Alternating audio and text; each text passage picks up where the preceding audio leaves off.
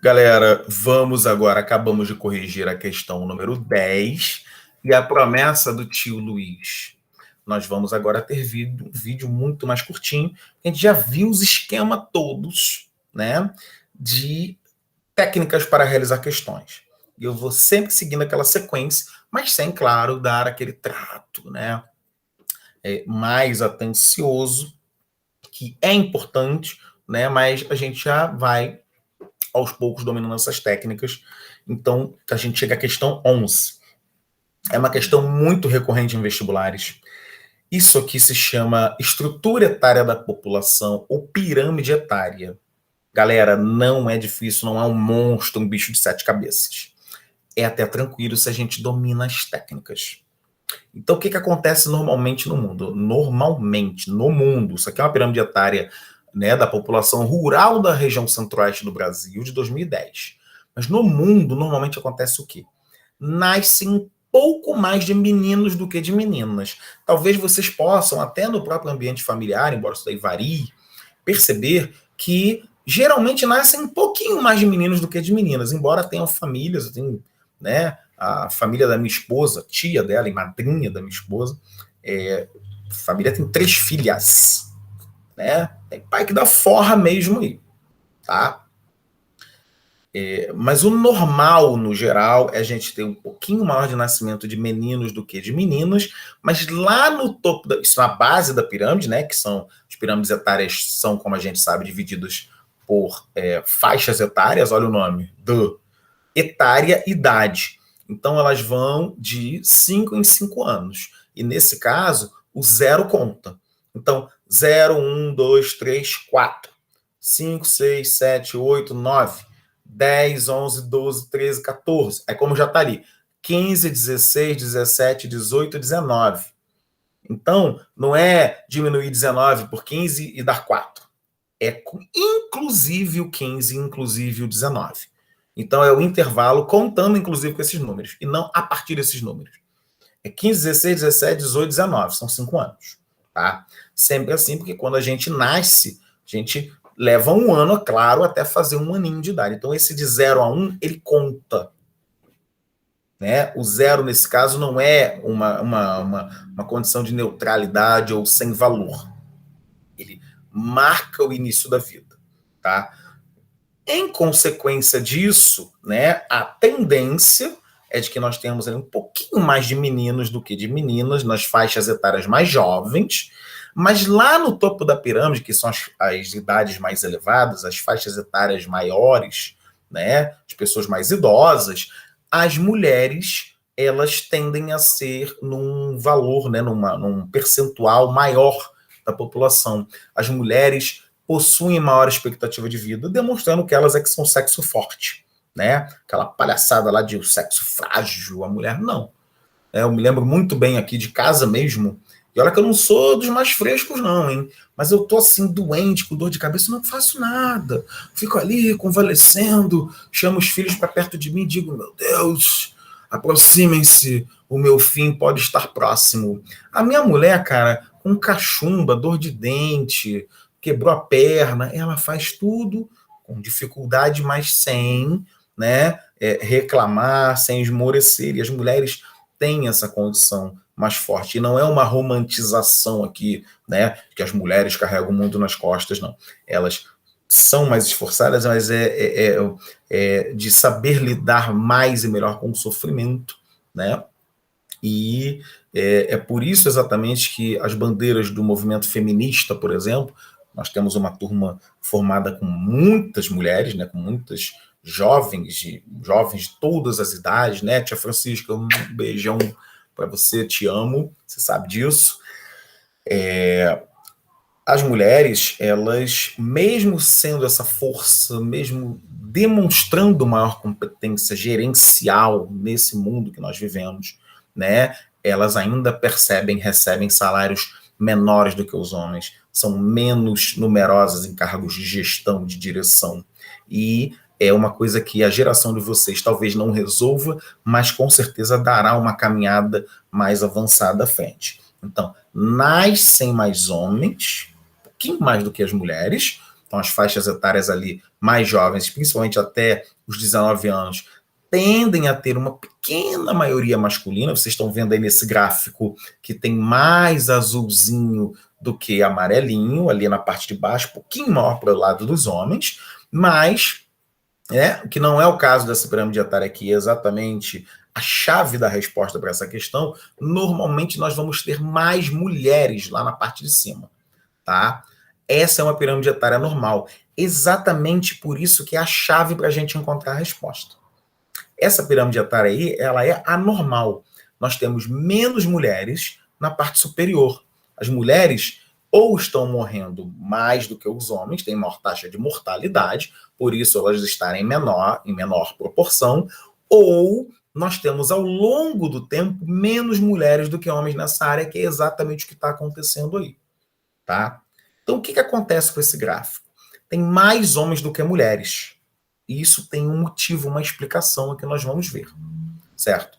Então, para a pirâmide etária, ponto-chave para a gente entender a proporção, comparação de proporções entre homens e mulheres. Nascem um pouquinho mais de homens do que de mulheres, então, na base da pirâmide, as idades mais jovens, né? As faixas etárias mais jovens, nós vamos ter um pouquinho mais de homens do que de mulheres, e ao longo do tempo, quando vai chegando lá para cima no topo, nas pessoas mais idosas, nós vamos perceber que o normal é termos mais mulheres do que homens. Vocês podem reparar que é muito mais fácil encontrarmos viúvas do que viúvos.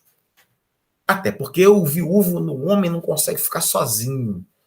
Ele fica viúvo e ele já engrena normalmente num outro casamento. E muitas vezes, né, as mulheres, ao ficarem viúvas, agora eu me livrei desse traste. E aí ela vai viver a vida dela, solta, livre, com as amigas, enfim. Né, não quer se amarrar a outro homem, né, enchendo o saco dela e sendo uma âncora na vida dela. Estou falando das minhas avós, por exemplo. Foi bem isso daí. Tá? Palavras delas próprias e da minha avó, da minha esposa, que era uma pessoa com a qual eu tinha uma relação, né, super próxima, super feliz, e muito possivelmente vocês tenham isso na família, em vizinhos, enfim. Pessoas próximas, essa realidade é muito comum. Mulheres, né, ficando viúvas em uma proporção muito maior do que os homens ficando viúvos, exatamente porque as mulheres vivem mais tempo do que os homens. Mas essa pirâmide etária é um case, né, um caso à parte. Os homens estão sempre em maioria lá embaixo, porque nascem numa quantidade um pouco maior, e ao longo do processo eles também são maioria, certo? Por que isso acontece?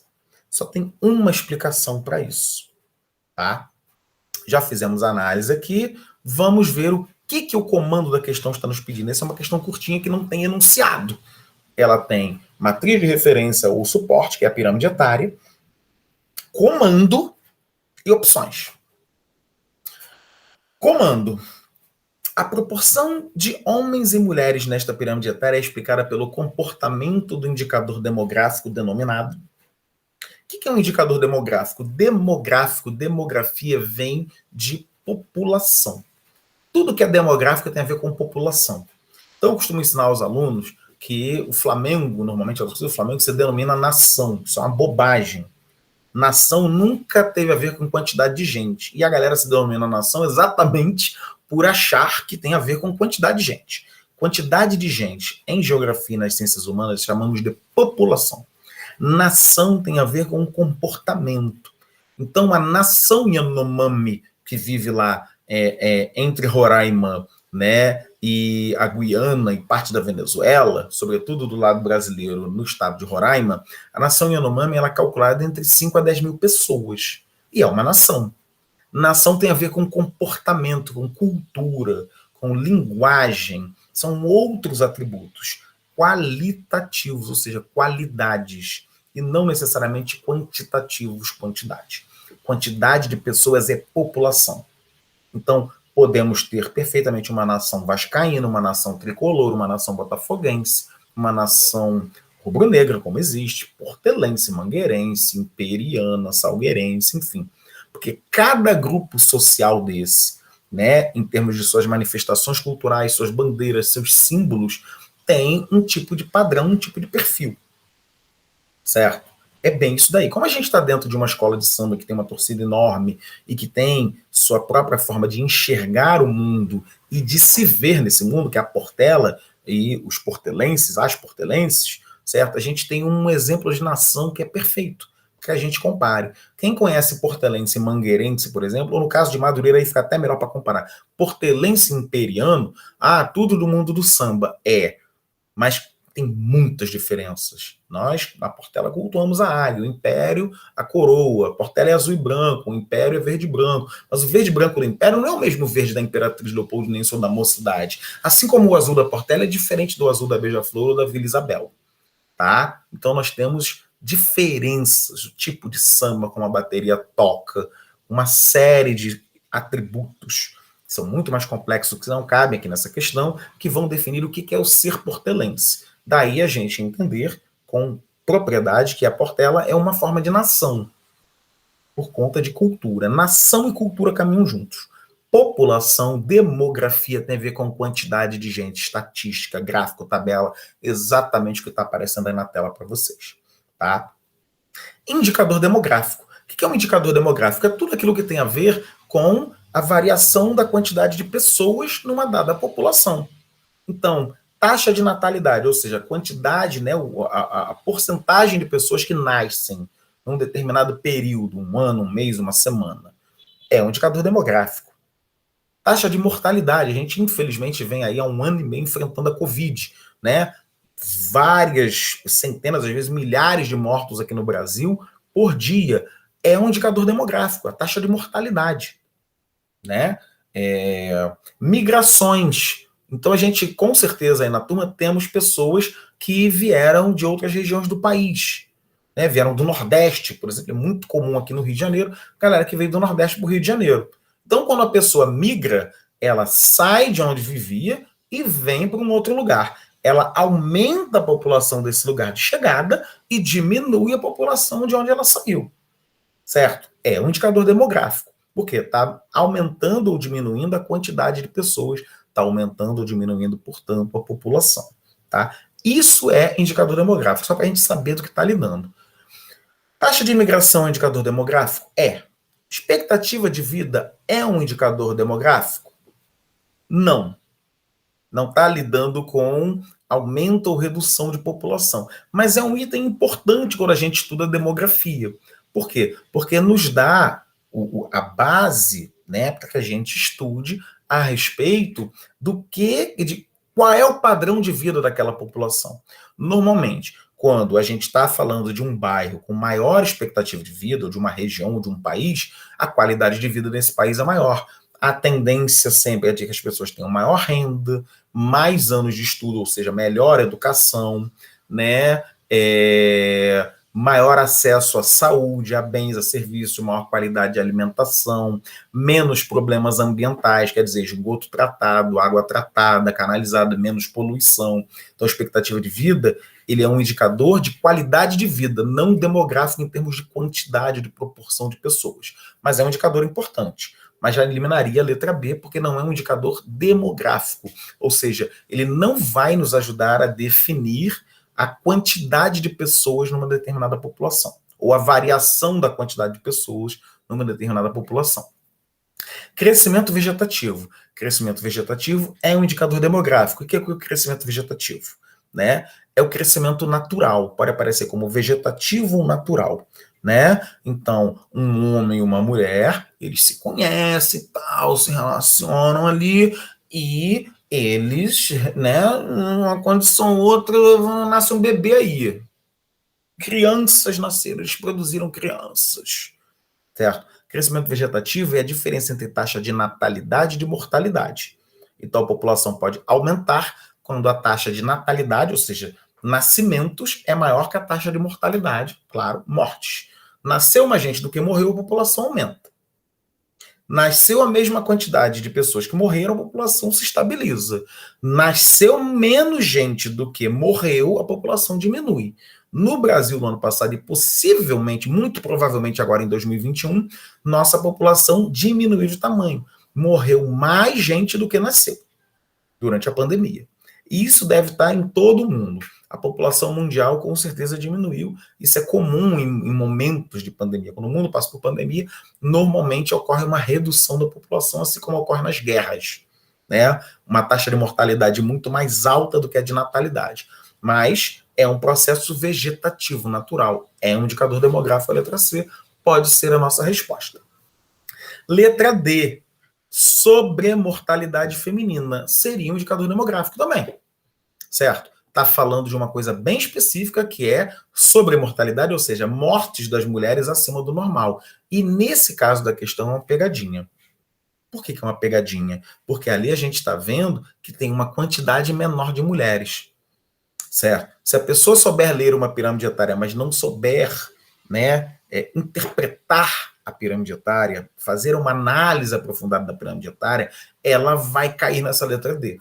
Por quê? Se tem menos mulheres do que homens, a pessoa pode raciocinar até com certa propriedade de que está morrendo mais mulher do que homem.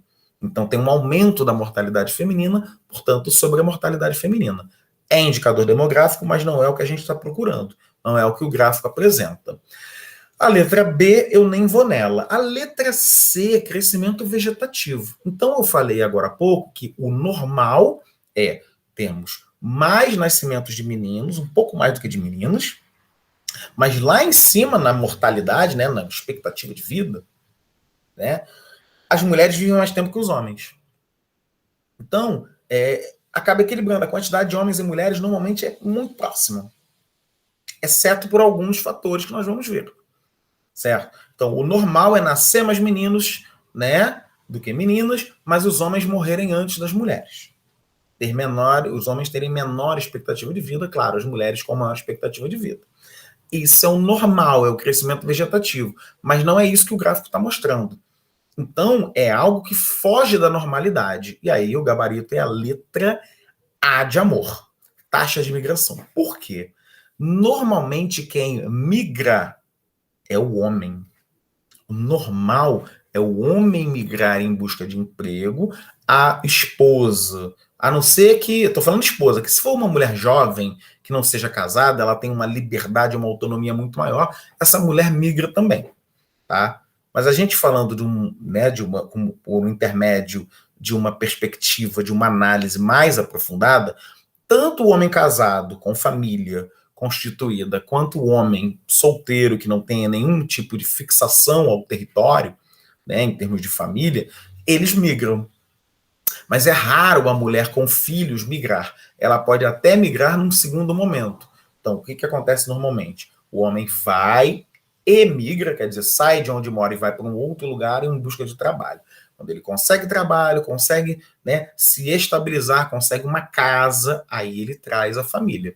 Ou é safado cachorro sem vergonha e abandona a família no local onde ela está vivendo e constitui uma nova família no lugar de residência, tá? Não estou fazendo juízo de valor, mas infelizmente isso também é dado estatístico, isso é muito comum, certo? Mas vamos pensar aqui dentro de uma ética, tá? Que nem sempre aparece na nossa sociedade, na nossa humanidade, infelizmente. Esse cara vai sair do interior, normalmente, vai migrar para uma outra região, no caso aqui, a população rural da região do Centro-Oeste, vai conseguir um trabalho, vai conseguir uma casa, vai se estabelecer. Quando a vida estiver estabilizada, ele vai juntar uma grana e vai mandar para essa esposa, para que essa esposa, ou a esposa e os filhos, possam migrar juntos, já num contexto de quê? De o cara empregado, estabelecido, com a casa montada e tal. Isso é no Brasil, isso é no mundo.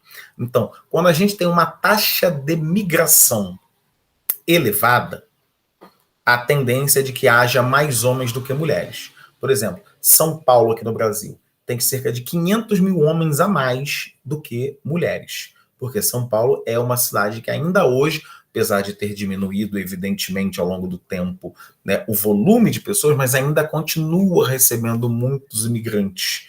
Então, a imensa maioria, né, que chega ainda é masculina, e isso faz com que haja essa desproporção de homens e mulheres. Então, em áreas de, né, imigração, ou seja, que recebe gente, né, em busca de trabalho, de emprego, de melhores condições de vida, a tendência é de que nós tenhamos um desequilíbrio na pirâmide etária com mais homens do que mulheres, né?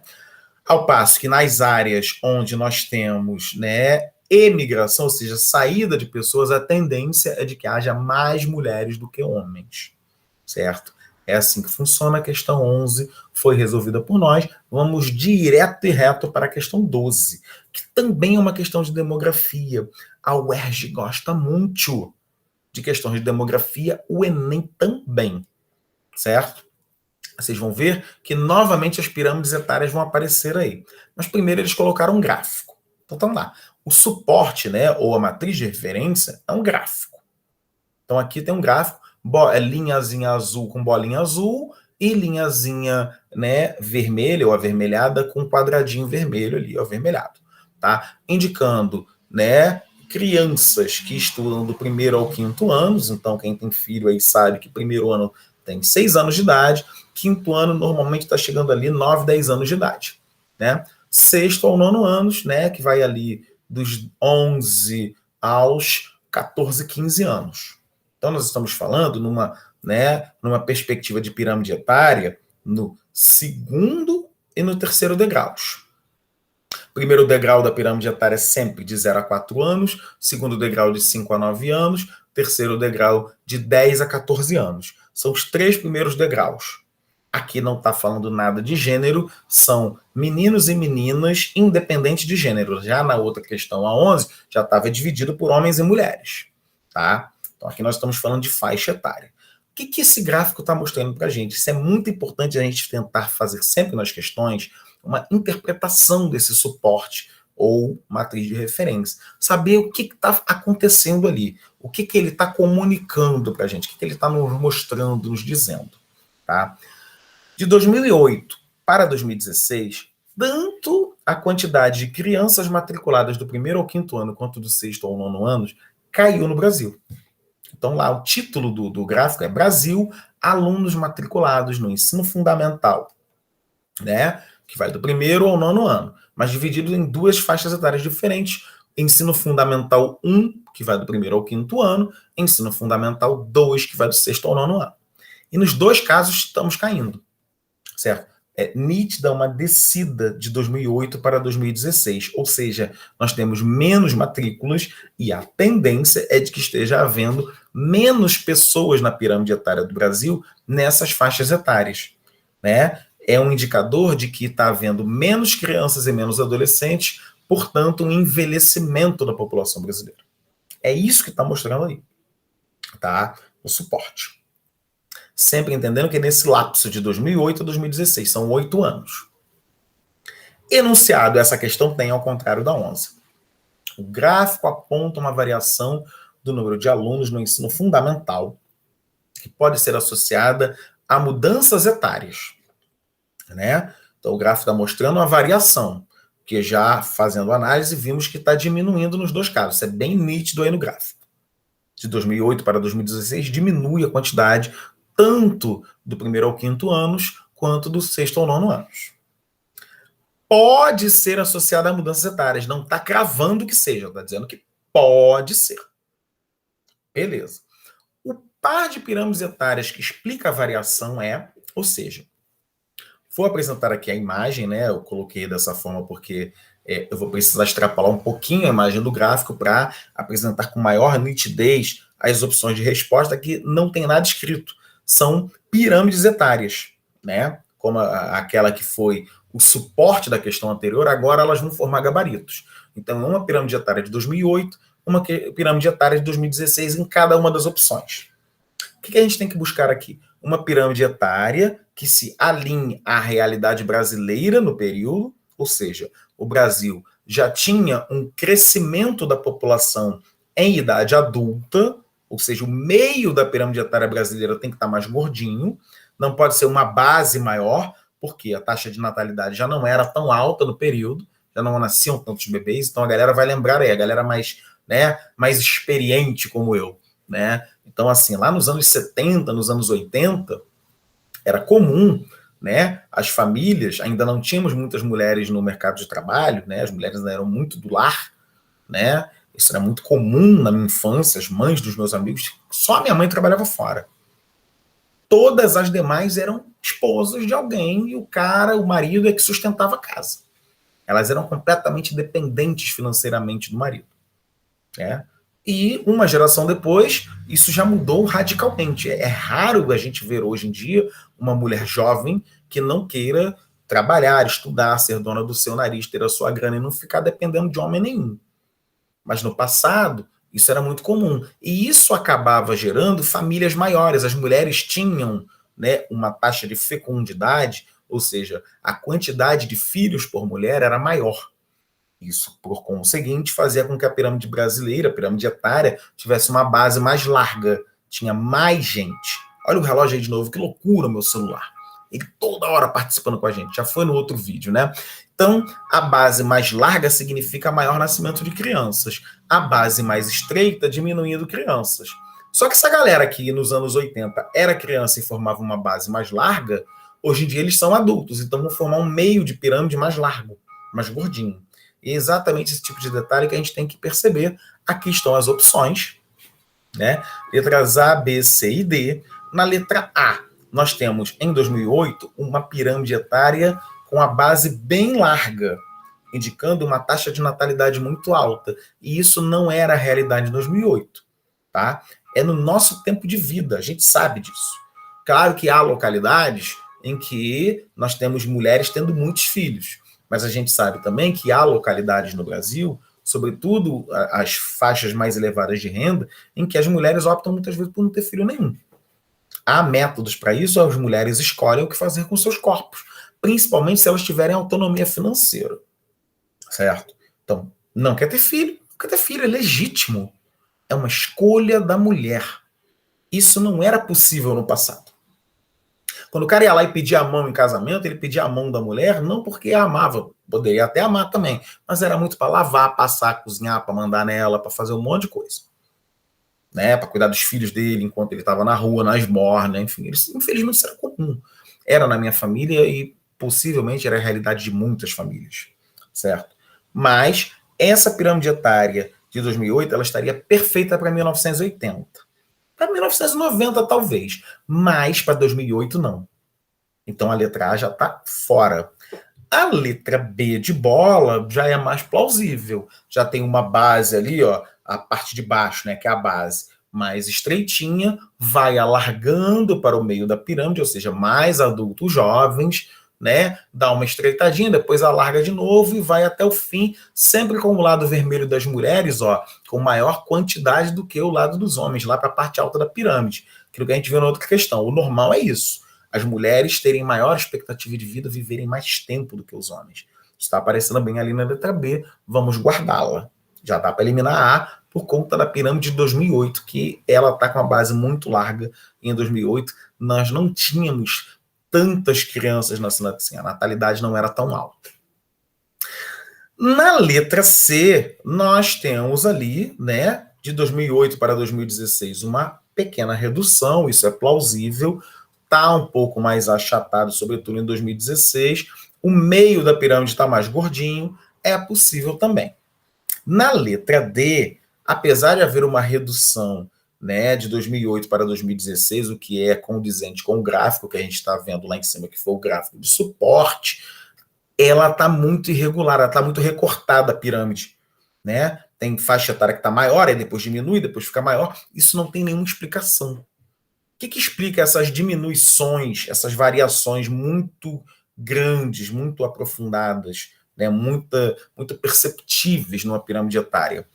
Pandemias causam alta mortalidade e, né, a natalidade fica menor e a população diminui, porque todo recuo na pirâmide etária, né, esses afundamentos, a pirâmide etária está crescendo e de repente afunda, depois cresce de novo. Quando isso é muito intenso, como está na letra D, tanto no gráfico de 2008 quanto no de 2016, quando isso é muito intenso, muito aprofundado, indica duas coisas, né? As duas tendo a ver com mortalidade. Ou tivemos, né, a disseminação de doenças, uma pandemia, como a gente está vendo agora da Covid, ou guerras.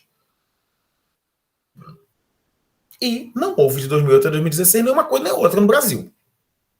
Então, isso não explica. Então, apesar de sim haver lá embaixo, na faixa etária que a gente está estudando, uma redução, né, o padrão dessa pirâmide ele não é correto. Então, posso eliminar, certo? Então, isso é um dado. Eu estou agora entre a letra B e a letra C. Mas, tio Luiz, qual é a que está correta? É a letra C. Poxa, por que a letra B não está correta? Simples. A letra B não está correta, por quê? Porque teria que haver mais adultos, sobretudo na pirâmide etária de 2016, né, do que está rolando de fato. A base ali de adultos jovens, né, para a gente entender isso, seria a partir da quarta linhazinha de baixo para cima. Deixa eu ver se o mouse vai passar aqui, ó. Aqui são os nascidos, né? De 0 a 4 anos, a primeira faixa, a segunda de 5 a 9, terceira de 10 a 14, a quarta de 15 a 19, sobretudo de 15 a 19, e mais adiante de 20 a 24, de 25 a 29 anos, teria que estar mais larga do que está.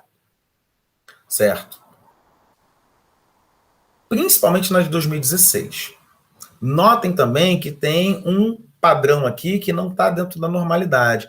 Tem mais meninos, mais meninas na base, tanto em 2008 quanto em 2016, do que meninos.